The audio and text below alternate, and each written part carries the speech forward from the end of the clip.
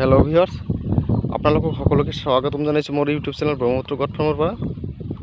আজি আপোনালোকৰ মাজলৈ আহিলো আৰু এটা ভাল ভিডিঅ' লৈ মানে ধুবুৰী জিলাৰ মৰাপাট খেতি সম্পৰ্কে এটা ভিডিঅ' লৈ আপোনালোকৰ মাজলৈ উপস্থিত হৈছো। আজি আপোনালোকে বিভিন্ন ধৰণৰ ভিডিঅ' পাবলৈ কৃষি আৰু ফাৰ্মিং সম্পৰ্কীয় যে ভিডিঅ' সেই ভিডিঅ' পাবলৈ বা বিভিন্ন ধৰণৰ জ্ঞান আহৰণ কৰিবলৈ মোৰ চেনেলটো অৱশ্যই সাবস্ক্ৰাইব কৰিব আৰু শ্বেয়াৰ কৰিব, লাইক কৰিব, কমেণ্ট কৰিব। কাৰণ কৃষি জীয়াই নাথাকিলে মানৱ সভ্যতা জীয়াই নাথাকে আৰু দেশৰ ভগ্নপ্ৰায় যি অৰ্থনৈতিক অৱস্থাৰ জোৰা মাৰিবলৈ কৃষি বিপ্লৱৰ যি বিকল্প সেয়া আজিলৈ গঢ়ি উঠা নাই। যিকি নহওক আহিছোঁ মূল কথালৈ যে এইবাৰ অতিমাত্ৰা বৰষুণ হ'ল অসমত, বহুত জেগাততো বানপানী হ'ল। মানে মে' মাহতেই আচলতে বানপানী হ'ল। এইবাৰ বানপানীয়ে অসমৰ কৃষি জগতত বহুত কুপ্ৰভাৱ পেলাইছে, বহু শস্য নষ্ট কৰিছে। এইবাৰ আমাৰ ধুবুৰী জিলাত বহুত নষ্ট কৰিছে, তথাপিও বহুত কষ্টৰে এতিয়াও মানে সেউজীয়া পথাৰ একাংশ আছে। আৰু আপোনালোক দেখিছে এয়া ধুবুৰী জিলাৰ জৰুৱাৰচাৰ গাঁও পঞ্চায়তৰ যি ডিমাতলা গাঁৱৰ একেবাৰে সেউজীয়া পথাৰ। এইবোৰ আচলতে মৰাপাটৰ খেতি। এইটো খেতি এটা সময়ত কি আছিলে, এই পথাৰখন আচলতে 100% প্ৰায় ইৰি ধানৰ খেতি কৰা হৈছিল।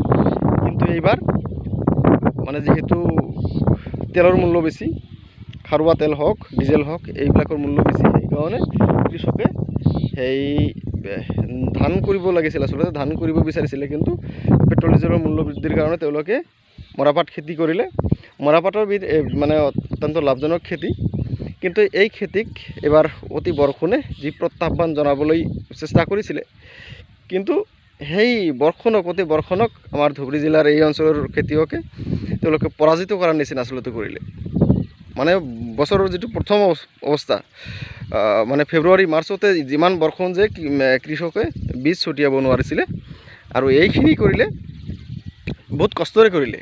কৰাৰ পিছত আকৌ মানে এবাৰ নিৰোৱাৰ আগতে হয়তো কোনোবাই মানে যিটো তৃণনাশক বুলি কয় উইডিচাইড, এই তৃণনাশক দিলে। তাৰ পাছত আকৌ এবাৰ সাৰ দিলে। সাৰ দিয়াৰ পিছত কিন্তু ইমান বৰষুণ যে বৰষুণে ইমান পৰ্যায়লৈ পালে যে মৰাপাটৰ বহুত ক্ষতিসাধন কৰিলে।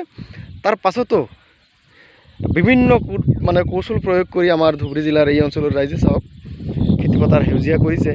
মৰাপাটৰ এতিয়া চেহেৰা একেবাৰে কম নহয়, কিন্তু কিছু অংশ মানে পানীৰ তলত বুৰ যোৱাত বহু মৰাপাটৰ ক্ষতি হৈছে। এতিয়াও কিন্তু যিটো মানে পৰ্যায় আছে আৰু দেখিব লগা, আমাৰ কৃষকৰ যিটো পৰিশ্ৰম, সেইটো পৰিশ্ৰম মানিব লগা। আপোনালোকে চাইছে যে কিমান ধুনীয়া বুলি ক'ব লাগিব। এইটো মানে একেবাৰে ফ্লপ নহয় আৰু বেয়া নহয়। এই পৰ্যায়লৈ অহাৰ মূল কাৰণটো হৈছে আমাৰ ইয়াৰ কৃষকৰ পৰিশ্ৰম। চাব পাৰে অসমৰ যি অৰ্থনৈতিক অৱস্থাৰ যদি আপুনি পৰিৱৰ্তন কৰিব বিচাৰে, অৰ্থনৈতিক বিপৰ্যয়ৰ পৰা যদি অসমক ৰক্ষা কৰিব খোজে, তেতিয়া এই মৰাপাট বা খেতি বাতিৰ বিকল্প নাই। গতিকে আপোনালোকে চাইছে ধুবুৰী জিলাৰ ৰাইজে যেনেকৈ ক্ষতি কৰিছে। মই জানো যে উজনি অসমৰ বহুত জেগাত এইবিলাক খেতি নাই। মই দেখিলোঁ বহুত জেগাত নাই, প্ৰায় নাই, একেবাৰে নাই বুলি ক'ব পাৰি। কিন্তু আপোনালোকক এটা আহ্বান জনাওঁ ইয়াৰ পৰা যে ধুবুৰী জিলাৰ মানুহে যদি কৰিছে, তেন্তে আপোনালোকে কিয় নোৱাৰে। ধুবুৰী জিলাত যিখিনি মাটি আছে, সেইখিনি মাটিটো তাতকৈ বহুত মাটি আছে আপাৰ আছামত, ধেমাজি, ডিব্ৰুগড়, লখিমপুৰ, শিৱসাগৰ, সেইবিলাক জেগাত কিন্তু ইয়াতকৈ বহুত মাটি বেছি আছে। কিন্তু তাত খেতি কৰা মানুহ নাই, খেতি নকৰে। দেশৰ অৰ্থনৈতিক অৱস্থাৰ উন্নতি সাধিবলৈ, অৰ্থনৈতিক বিপ্লৱ কৰিবলৈ এই কৃষিৰ বিকল্প নাই। গতিকে আপোনালোকক সকলোকে মই আহ্বান জনাইছোঁ যে খেতি কৰক, বিভিন্ন ধৰণৰ খেতি কৰক। ধুবুৰী জিলাৰ মানুহে যদি পাৰিছে, ক'তবা ইমান যি প্ৰত্যাহ্বান, সেই প্ৰত্যাহ্বান নেওচি তেওঁলোকে মৰাপাটৰ খেতি কৰিছে আৰু ইৰি ধানৰ খেতি কৰিছে। চাওক ইয়াত যিখিনি খৰচ হয়, যিখিনি পৰিশ্ৰম হয়, বেলেগ জেগাত হয়তো তাতকৈ খৰচ যথেষ্ট কম হ'ব, পৰিশ্ৰমো কম হ'ব। গতিকে আপোনালোকক পুনৰবাৰ আহ্বান জনাইছোঁ, আপোনালোকে খেতি বাতিত লাগি যাওক। কেৱল মৰাপাট বা কিয়ে নহয়, ধান নহয়, য'ত যি খেতি হয় সেই খেতি আপোনালোকে কৰিব। আৰু নিশ্চয় ইয়াৰ পিছত এটা ভাল ভিডিঅ' দিম, আচলতে মৰাপাটৰ খেতি কেনেকৈ কৰা হয় সেই সম্পৰ্কে আপোনালোকক ভাল এটা ধাৰণা দিম। যিসকল অসমীয়া খেতিয়কে নাজানে, এই ভিডিঅ'টোৰ পৰা বহুতখিনি আইডিয়া পাব পাৰিব। ধন্যবাদ আপোনালোকক সকলোকে। যোৱাৰ আগত আকৌ এবাৰ ৰিকুৱেষ্ট কৰিছোঁ, যিসকলে মোৰ চেনেলটো এতিয়াও ছাবস্ক্ৰাইব কৰা নাই, কাইণ্ডলি ছাবস্ক্ৰাইব কৰিব।